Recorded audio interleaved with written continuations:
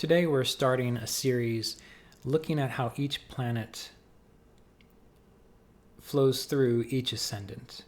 What kind of activity will a planet have depending on what your ascendant is? And this is important because when we look at Aries, for example, Mars is going to act very differently for an Aries ascendant than it will for a Virgo ascendant. In the same way that Saturn will act very differently for a Capricorn or Aquarius ascendant than it will for a Cancer or Leo ascendant. Now, we can look at this in a few different ways. We can keep it very simple and just consider that, for example, for an Aries ascendant, Jupiter rules a trine. We can think of the fact that the Sun rules a trine. And that can give us some insights into the fact that the Sun and Jupiter might give what we would consider to be better karmas for that Aries ascendant. On the flip side, we could say that Jupiter and the Sun for a Gemini ascendant, the Sun rules the third house, and Jupiter rules the seventh and the 10th house. And maybe the influences based on the houses that the planets rule give more of a negative flavor to those planets for the Gemini ascendant. So that's a very basic way that we can look at it, and I will touch upon that. That's how I've seen a lot of people treat these planets. But on another level, we can take it quite a bit deeper by considering, for example, the exaltation and debilitation points of each planet related to a particular ascendant. Now, we can think about the fact that Saturn is debilitated in Aries. Well, that's going to give us some insights into how Saturn functions for an Aries ascendant. We can think about the fact that Mars is exalted in Capricorn.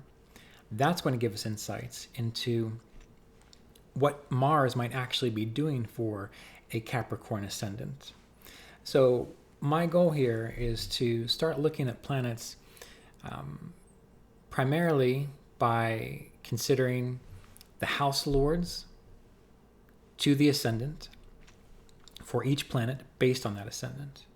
So we'll look at Aries, Venus, Mercury, Moon, Sun, Saturn, Jupiter, and so on as it relates to an Aries ascendant. How is it going to function? We're also going to look at what does it mean that the Moon is exalted in Taurus for an Aries ascendant. What does it mean that the Moon is exalted in the second house for an Aries ascendant? That's very important too. That's also very telling. So my goal with this video series is to give some insights into what we might consider to be maybe the higher or more conscious nature of planets as they relate to each ascendant, as well as hopefully giving some insights into, once you know what your ascendant is, how should you relate to these other planets? How should you view the energies of the other planets? If you have an ascendant that is ruled over by cruel planets, such as Mars or Saturn, that's going to give us some insights that your life is going to be potentially more defined, all else being equal, by developing or working with in a very conscious fashion the capacity to bear burdens, to have endurance, to do the tedious work to be successful for a Saturn-ruled ascendant. Or if we have Mars, the capacity to take the initiative, to charge through difficulties, to not be afraid of change and shaking things up. And why do we focus on that for Mars? Well, for an Aries ascendant, Mars rules the 8th house. The 8th house is all about change, sudden breaks and changes. For a Scorpio ascendant, well, Scorpio is the natural 8th sign of the zodiac. So that's also going to carry some of this 8th house energy with it. And what this is going to do is, ideally, it's going to give us a sense of, based on who we are in relationship to our ascendant, if we were living in the clearest harmony with all the other planets in our chart, based on our ascendant, what would our life look like? How would we approach the world? How would we manifest or express all the diversities within the planets, because each of us have all of the planets active within our consciousness. Mars is doing something, Mercury is doing something. We all share this collective map of the planets. And often we look at some planets as good and some planets as bad, but every planet plays a role for us. And if we can relate to that planet more clearly from our own perspective, as indicated by the Ascendant, we can probably live our lives in a bit more harmony, with a bit more care, and possibly with a bit more success and intention within this divine plan, within this cosmic consciousness, within this greater intelligence in which we live. And I think that might be the ultimate goal of astrology in the end, because when you're looking at someone's birth chart and they're asking a question about health or career or relationships, all that we're really doing is we're looking to see the state of each planet within their chart, and then we're seeing how that potentially expresses itself through time. And we know if there's difficulty with Venus, that this person is going to make choices that don't necessarily support higher fulfillment with relationships.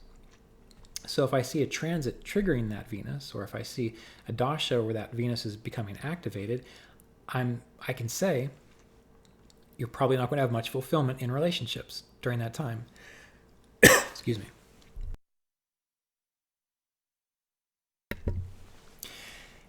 And that in itself is very helpful information, because they'll know probably either not to expect to be fulfilled in relationships during that time, or what I like to see is when an individual says, okay, you've told me this, so now what is exactly up with my Venus that maybe I could start to develop and cultivate at this point in time, so that when I get there, that particular experience either won't be so bad, or maybe I'll have worked on it enough that I can choose a different path. And this is where the idea of fate and free will comes along with astrology. And it all comes down to how the planets are utilized, how we express them in our consciousness. Your fate is the accumulation of all of your thoughts, all of your ideas, all of the chemical states within your body, all of the traumas, all the joys that you've experienced. You see life through that lens. And that's reflected in the birth chart. So the birth chart itself is a snapshot of all the state of all those karmas and the momentum of those karmas up until the moment you were born.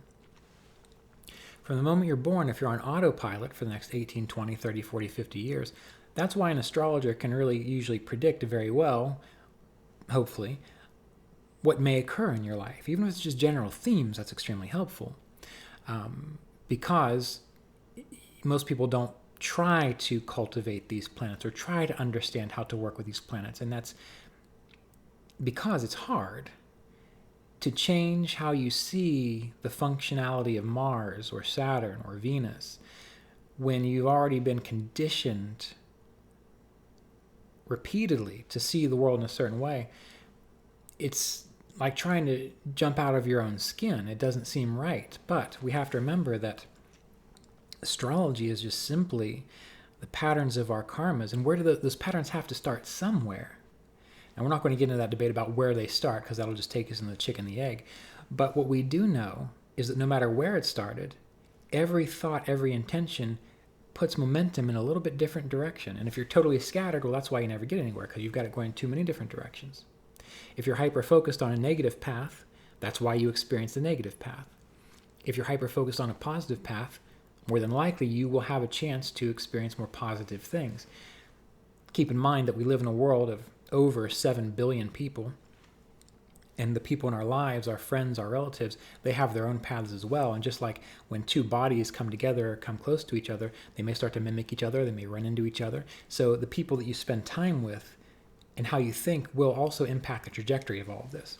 But the best thing we can do is try to come to terms with what is indicated by the chart from our past, and from that information, learn to take responsibility for cultivating the higher, more conscious parts of the planets that are, it's only a part of ourselves. They're just facets of ourselves. And then we live the adventure of our life, knowing that if we use the aggression and willfulness and power of Mars to achieve great goals, that it's more likely we will do that if we do it in a healthy fashion. Sure, there may be obstacles that come up, but when you've got a good, strong Mars, you're more likely to go through or around those obstacles in an ingenious way, rather than not having a developed Mars where an obstacle comes up and you just immediately give up. You just stop. You don't try to think it through. You don't logic it out. In the same way with Venus. When we think of Venus, it all deals with doing things that represent higher fulfillment. And many people relate Venus to sensuality and the senses. And a very healthy person would make choices that make them feel good, that make them healthy. Because when you actually truly feel healthy, you don't crave sweets. You don't try to drink yourself into oblivion. You don't project the need to have sexual relations with all different kinds of people because you are content within yourself. So Venus is a wonderful planet for higher fulfillment when we understand it in its clearest nature, which is following those things which are natural desires, not desires based on compulsion or obsessions. So to this end, the point of this series is, number one, to go a little bit more deeply into understanding the planets themselves and how they relate to each ascendant, because they will play a different role in each ascendant. But more importantly, it's my hope, and I've meditated and contemplated this for a long time, how do I address this? It's my hope and it's my prayer that by studying these principles, you will be able to start to think about, how am I letting this particular planet express within my life? How am I letting the previous directions of my karmas direct my experience? And what can I do to acknowledge that this is the case, but to start and try to consciously say, I want to develop this Mars. I want to learn what are the right things to fight for. I don't want to keep making problems where I choose the wrong things to fight for all the time, and I chase away my family, and I chase away my friends and my spouse and so on. I want to know, what is it about Mercury? What do I have to do in order to manage my life better so that I'm not always prioritizing things incorrectly, or I'm not always not realizing that having a good solid foundation in this world can help me to have a better relationship, can help me to be more spiritually clear. When we work with these planets, we're working with an aspect of divinity, and we are cultivating an aspect of ourselves. And that is very profound. It takes a lot of work, as I've mentioned, a very profound but a very helpful way to utilize astrology. So this is the goal of this series. I'm going to put a lot of time and attention towards this. I'll do my best to stay on top of it, to try to post at least a video or two a week. It's going to take a while because we have to go through each planet, through each ascendant. But please accept my apologies if I'm not up to it all the time, because we have to remember I do have clients that I work with, as well as the astrological apprenticeship program. And we'll be starting a third class coming up here in a few months in February. And simultaneously, we're going to be having a year 1 class running, a year 2 class running, a year 3 class running, and so on. There's a total of four years within this program. So that takes a lot of my time, because I grade a lot of papers. Part of the apprenticeship course is studying the material, and then the students have to write good papers, at least 2 for each course. And that takes a lot of my time. So this is very important for me to continue to focus on this series. But please have patience, as I'm trying to manage numerous things here. So my Mercury is needing a little more time. So anyway, thank you very much. And I do hope that you stay tuned for this series, as I think it might be one of my most enjoyable to do, as it's more dear to my heart than a lot of other things in astrology, because I think this is really the essence of what can be most helpful for us astrologically. Okay, so be well, and we'll be in touch soon.